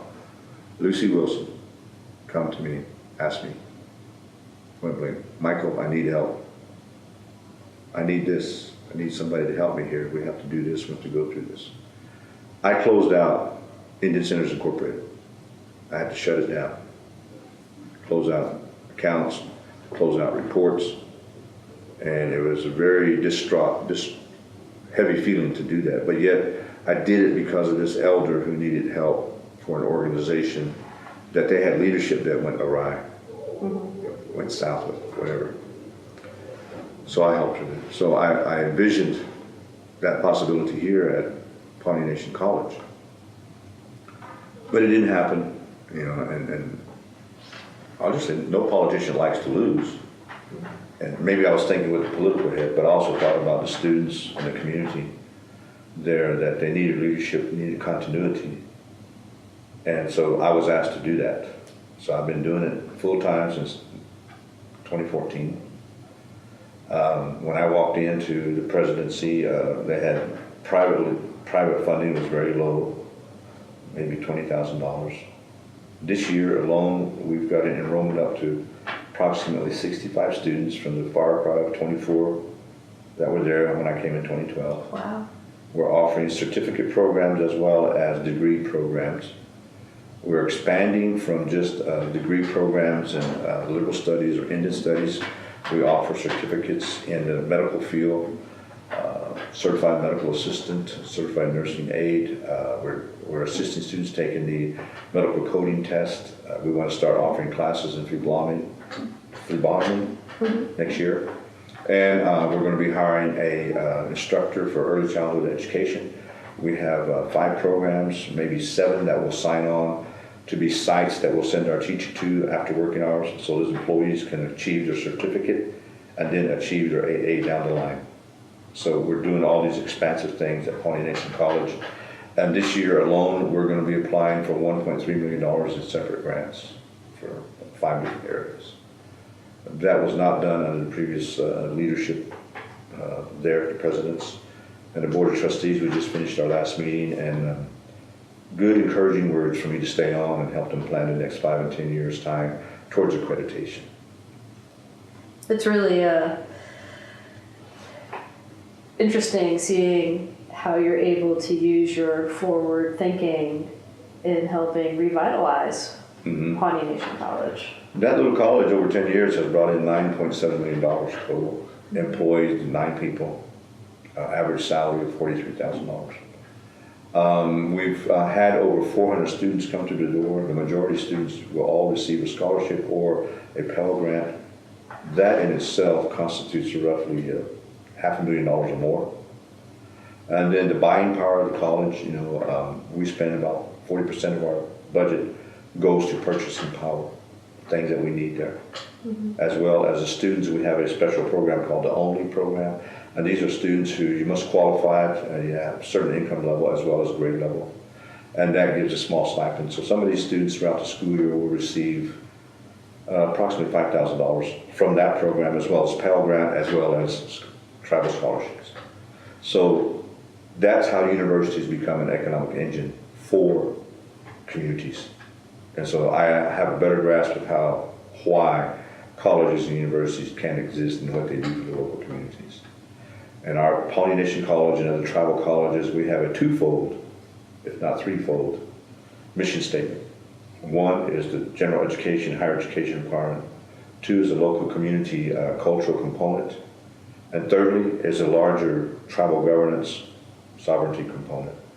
We have to mesh those three types of awareness, education, or systematic production within our students, because every community says that they want to retain their language. Every community says they want to retain their culture. Every community says they want their children to be aware of these. And every tribal leadership says we need educated tribal leaders. And no fault to the bigger universities, the major, they're not going to be able to indoctrinate, our tribal leadership with rules and regulations on the CFRs the way tribal colleges are. And I feel that's my responsibility, which has come about at Pawnee Nation College, that I've given my faculty, my instructors, you will incorporate the Code of Federal Regulations somewhere within your syllabus and within your class presentation. You will bring that topic up. And you can do that by making them research a certain topic and review the CFR that affects that topic. One person asked, well, what about art? How can the CFRs affect art? Well, there's American Indian Arts Crafts Board, which approves someone to say that they're a Native person selling Indian art. And they ask you to prove that you are. See? And then there's, what about, how can you say accounting? I said, well, every government's affected by the generally accepted accounting principles. Even tribes, states, city, county have to abide by it. You have to have a system of accounting that's accepted by this organization. And if it's not accepted, then your system of accounting is not going to stand up to an audit. So that's why even accountants have to understand that CFRs are guided by the audit. And every organization needs to know that OMB 2, CFR 2. That is what guides your indirect cost rate. Even this college here probably has a 52, if not a 60% indirect cost rate. Tribal governments have to have that too, so they're small colleges. So those are administrative things that the background was here, the experience was out there with tribal organizations, nonprofits, and tribal governments, that has helped me to help Pawnee Nation College establish itself administratively. And therefore it is important. These tribal colleges are important. And when an institution, be it the government, that makes the statement, they've started a college, they've made a statement, they're going to help the future. And when they pull out of that statement to help their future, they endanger their presence. The present time, they endanger it, because their future is going to be shaky as well. I'm saying that to my Comanche people. They backed out of supporting Comanche Nation College. And they got some kind of plan. But a plan without substance is not a plan that will last. Substance is to long-term development. Contingency A, contingency B, contingency C.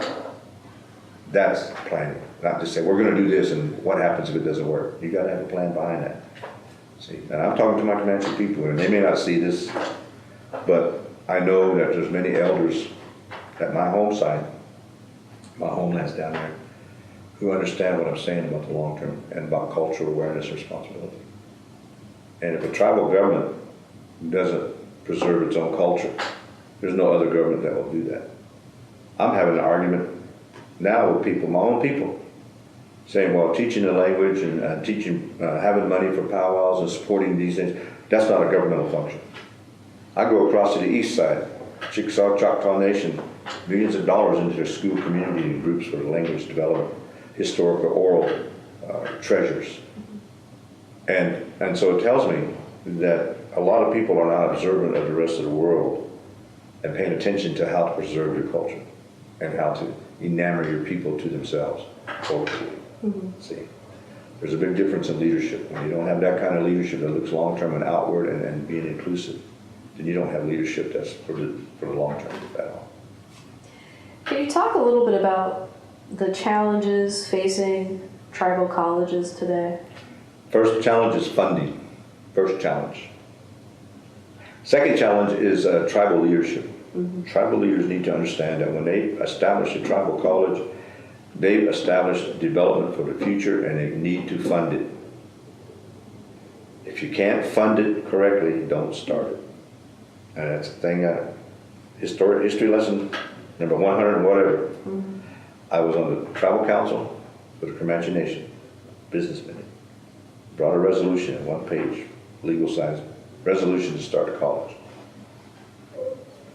Okay, question, discussion time. What's your plan? What's your plan? What plan? What's your plan of funding? What's your plan of curriculum? What's your plan of development? What plan do you have in place for a site for the college? Where are you going to hold the college? Do you have that? We have a member who's a PhD sitting beside me. I said, well, why are you asking that? I said, well, what's it going to cost us in the long run? How much is it going to cost to start a college? It's going to cost something. The reply was, that's not costing us, that's just a resolution. It's not going to cost us anything. I voted no one. I was going to vote for it. I didn't. Only one abstained, I voted no, the rest voted for it. To this year, in 2016, starting in 2002, the Comanche Nation spent $10 million or more, and now they're going to stop. They're not going to fund it again. It failed due to lack of planning and lack of community involvement, lack of community support. Tribal leadership would not support it. Why? They looked at dollars. They didn't look at the long-term development of the people. They looked at education as a byproduct of money, not as a responsibility of the money. And what I mean is, when I advocated for it as a chairman, I stood up and said, there's no place else in this country you're going to go to school where Comanche language is going to be imbued into everything. It's going to be a part of the curriculum. There's no place else you're going to go to talk to Comanche elders to learn the history of their family or the history of their band. And so you members on the CBC who want to say this college doesn't deserve our money, you're saying to me that this college does not deserve to serve our people's future. And that's what colleges do. They serve the future. Yes, we do everything today, but even this research, someone's going to be curious. Someone's going to, hey, they did this over there at the library. Let's look at it because it involves some of our people. What did they say? Why did they say that? And what was happening? That's the problem with non-educated people becoming leaders in a society that needs leaders who are trained to lead, as well as to be aware of the responsibilities. And I'm using the word responsibility to sovereignty, responsibility to contractual law, responsibility to HR policies and procedures. I've witnessed too many tribal governments that come in and change the law to keep themselves in power. That's not the way to treat your children's future, to show them this way, because you're only thinking for today, not the thousands of tomorrows that come. That's our problem, that we don't have quality leaders who look at the thousands of days to come, as opposed to the 3 days they're in office. That's the fallacy of lack of leadership training. So I don't know what else to say to my people, that they have to find leaders who think about culture, the necessity of language, that identifies us, that tells us who we are to one another. Well, during your time at Pawnee Nation College, are there any successes you feel particularly proud of? Yes. The grant that saved us, the what they call NATTIP, Native American Career Technical Education Program out of Department of Education. 1202. It has really fueled the program. And while PNC started out with American Indian Studies as the only major, the NACTP program is for career or technical training. So I'm trying to bring us back to that with these certificate courses, which meet their criteria and which lead to jobs. And that's one of the focal points. Whether it's short-term training, it leads to a job. At the same time, like with the early childhood education program, there are a lot of people who can't drive to the classroom at other colleges or schools. And the Osage Nation, and Iowa Nation, Oto, they came to us to ask if we could create a program in their sites. And those would be our satellite classrooms. And so we're going to be doing that. I want to start that this fall, but I'm hoping to kick that in here in the spring because of the financial revenue we share with Bacone through our tuition for students, we get half of that. I can afford to hire a student to get started in the summertime. So that's the development I like, that we're going. And so now my board of trustees, we just had a meeting. Now they want me to lay out a 3, 5, and 10-year plan for development. And we're talking about now building a campus. Wow. Yeah. We've got a trustee member who's wanting to donate land to us to build a campus. Why am I saying this? Pawnee Nation Business Council. For the last 3 years, I've been talking about build a campus. They own the college. They own all the land. They will not designate any land for us to grow on. The buildings we are in have been severely damaged by the earthquake. And yet they make plans for themselves to move, but no plans for the college to move. Now the college, it's on the ground of the old Pawnee Indian boarding school, correct? Yeah, Pawnee Industrial School, yes. Okay. Yeah.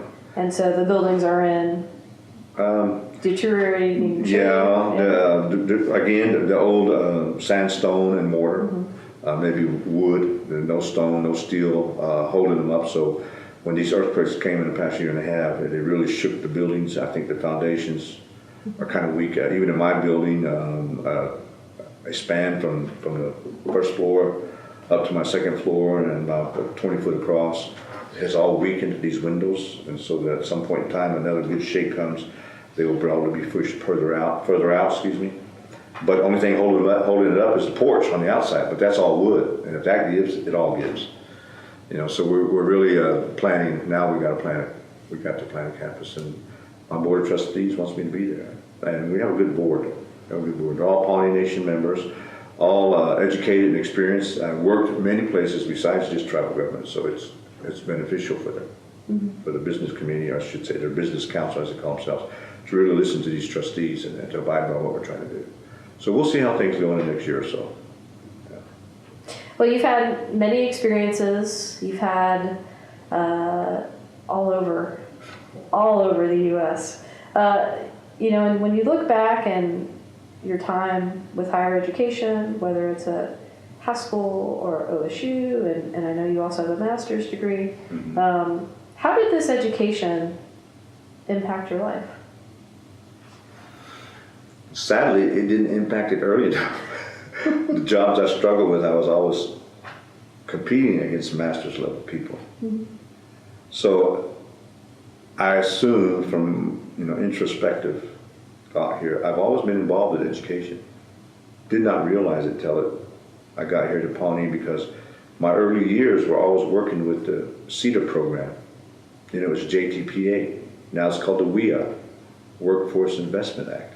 It was always about adult education, working in programs to help young people and adults get back into employment, get back into a system of education to support themselves.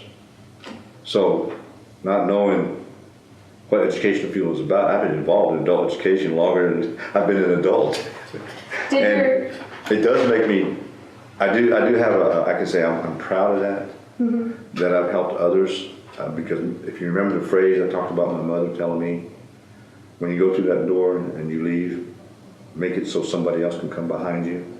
If it's another Indian, help them, show them the way. And so I've gone through a lot of doors. And an example is at Cattle Nation. While I left Cattle Nation, there was a cloud that came over me, but the man who came behind me got up and made a statement. Mr. Burgess left this program in great shape. It's individuals who didn't know what he did that made these statements. And so when he did that, he went back and found all my old files. He said, Mike, and I know him personally, he said, Mike, your records show how I should have done this. And he said, I followed your track record, what you did and how you did. He said, I followed that and he's enrolled cattle for my people. He said, and that quelled a lot of the negativity that was behind you because of other people who were trying to say you did a bad job. And in fact, he said, your records and the way you did things were by the book. And so it happened at the Delaware Nation. I got there, found some illegalities, cleaned that up, left the Delaware Nation for the Comanches. Delaware Nation wanted to say something negative about it, but when they did an audit, they found out, well, good thing this man caught this, because for 5 years y'all were losing this much, and those people got quiet. Good documentation. Good documentation. You almost have to, especially with tribal politics. Yes. Well, even at the Cattle Nation, the funding says that you can support cultural awareness and educational programs. So the Cattle Nation came to me and said, we want the education department to sponsor a Native American church ceremony and a blessing. I said, who's involved? They said, well, some of our youth. And I said, where'd they go to school at? Right here. I said, well, we can do that. So out of my budget, I gave them $200 to buy the meal and buy the gifts to give presenters in a cultural way. It came out of the program. People in finance said, you can't support religious activity. This is not a religious activity. It's a cultural awareness event. This is what it is. And the accountant, non-Indian, was arguing with me. And then CPA, I said, here's the regulations. Here's what we did. If you want to call it illegal, you go to that old man over there who's a tribal leader, and you tell him it's illegal because I'm telling him it can be done. Oh, they got mad at me. It was done. Elders said, yeah, we better do that because he's our elder. So cultural awareness is very important to the Indian people, but what the non-Indian needs to understand is that flexibility is there for that reason. Mm-hmm. So all rules are not black and white. There's always gray on either side of that, and you have to know what gray is and what gray isn't, so that you can assist the communities as well as follow the rule. Mm-hmm. And that's why these rules were drafted by Indian communities. Mm-hmm. You know, back in the 60s and 70s, see, so that little historical knowledge. I was in D.C. as a print shop guy from 1970 to 19. But you know, I sat down at the clubs, at the golf course, at ball tournaments with a lot of those Indian politicians who talked about these things. I listened and listened. And I heard what they were saying and why they were saying. So therefore, I had in a roundabout direction, I had some political education going on when I heard these guys talk. Why these regulations need to be adjusted, why they have changes, how to convince people non-Indian that this is what's going to work better than what their rules were. Mm-hmm. So one rule does not fit all. You know, one cookie cutter doesn't make all the best cookies in the world. Mr. Trump better learn that. When you look back on your time here at OSU, did it have an impact on your life as well? Overall? Mm-hmm. Yeah, I have to say it does. Yes, I did. Yes, it did. The reason being the education I garnered here and the self-development, the responsibility to continue. Mm-hmm. If you know it's right, do the right thing. If you think it's wrong, research it and then do the right thing. Mm-hmm. You know, and if you're not sure that you're right and you're still doing it, research it, then do the right thing and stand up for it. And that's what I've done. My people down home in Comanche land, after Bree called in 2011, by 2015, people were asking me to come back down there. They saw that I was doing the right thing, always. But it was human nature, talking about jealousy. That gets in the way, clouds the future for anybody. It clouds their own knowledge, awareness. Because everybody can stand up and talk. You can talk about anything, but do you really know what you're talking about? Can you really prove that what you're saying is the way to do it? And people doubted me and said things. I had 3 economic plans in place. Every one of those would have brought money to my tribe by now. People were saying, well, we sure missed the boat. You sure did. So that's the education I got here and the life experience of being around a lot of different communities, being flexible, you know, trying to adjust with everybody, go along with what they're doing, because if it's good, it's good. If it's not, then let them know. I don't see it that way. I think it's this way, and here's how you can adjust it. You know, it's a lot of learning beyond the classroom as well, you know, mm-hmm. and observing and talking to people. It's a lot of observing, and I do more of that now than talking. You know, I listen to a lot of people. I hear. And sometimes I can hear other people's words in someone. Because I've been among so many different communities. Mm-hmm. You know, I've been among so many different communities of leaderships. And so many different tribal organizations. Yes. Mm-hmm. I have every time I travel, I end up, if I go to a conference, you end up having those badges. I have 2 statuettes of an eagle and a chief, and oh man, those things are all filled with all of these badges. You know, kind of heirlooms, or just, you know, I don't know, just something to keep. Maybe my grandkids will enjoy it. I don't know. Well, it seems many OSU students and alums are loyal to the school. What do you think it is about Oklahoma State that sparks such loyalty? Well, for me, it's the educational system. Mm-hmm. the education I garnered here has stood by me. I don't want to say OU hasn't provided that to those graduates of OU, but because OSU is well-grounded and inclusive, I want to say now I see it as an inclusive community.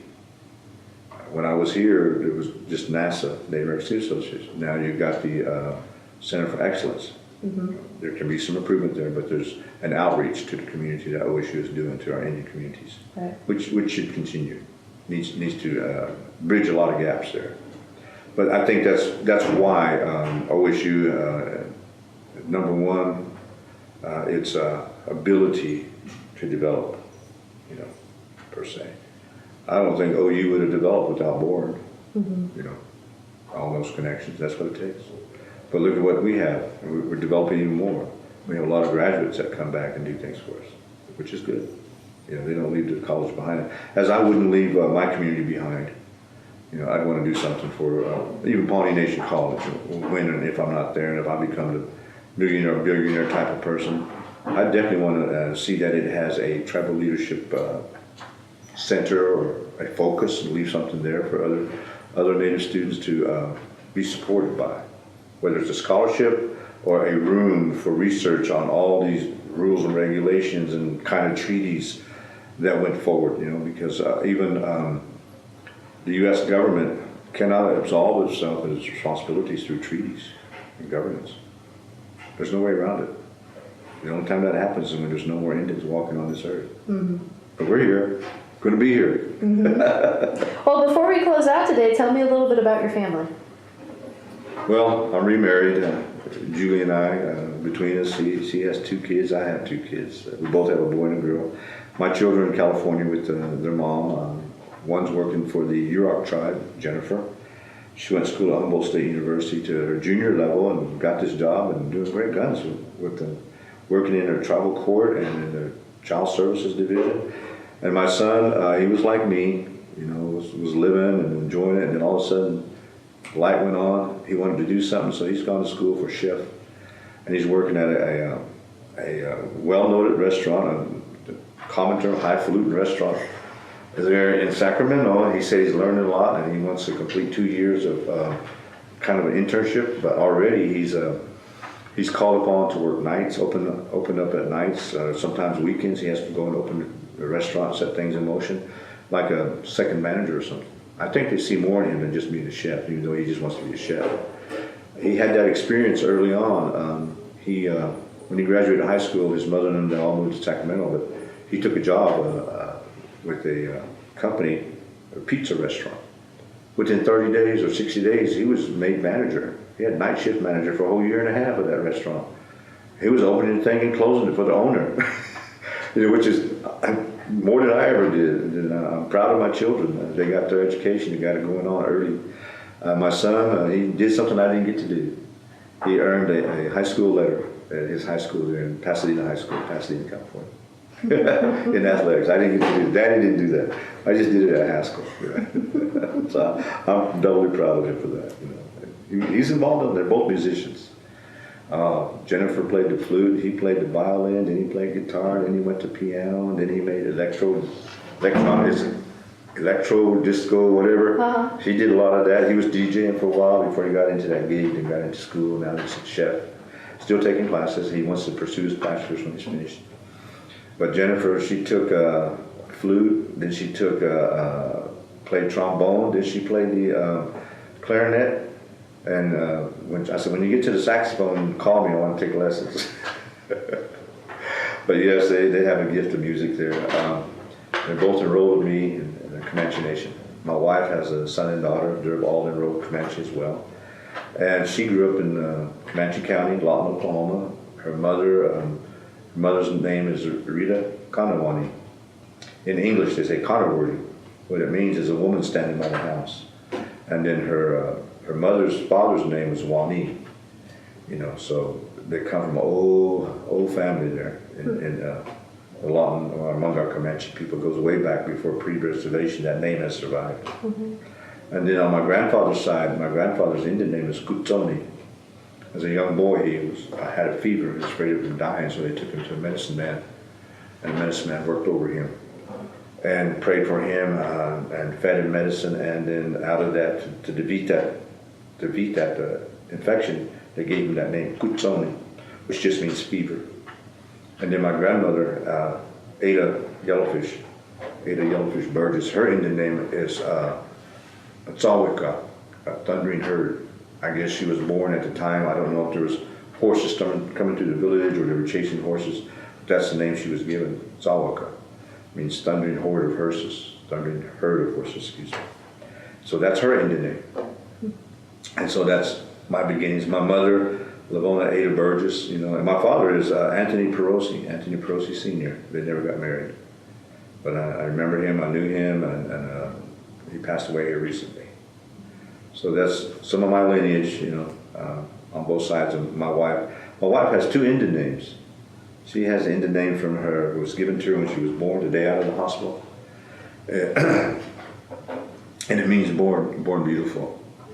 Ukanaibi in Comanche, child born real beautiful. Mm-hmm. And she has on her father's side, she's part Navajo. The grandmother over there named her, what did they have? Najoni. In Navajo, Najoni just means beautiful. So she's got two beautiful names. So that's my wife, Jules, and she works here on campus. We came up here in 2012, and then she came up just shortly after 13 years with Lawton Public Schools, and she works over here at the School of Engineering. Wonderful. Yeah. Well, how do you normally end a powwow? With a prayer. We end it with prayer. Ask people to go home safely, and the Lord be with them, cover them with His mercies, and help all of our people who are suffering, ill, or crying from despair, crying from lost loved ones. To bless them, give them strength for tomorrow's going to come again. Well, I think that's a good way to end our interview today. All right. Bless you. Thank you. Thank you so much for joining us and sharing a little bit about your history and your family and, of course, your work at Pawnee Nation College. All right. Thank you. I don't know how you found me, but...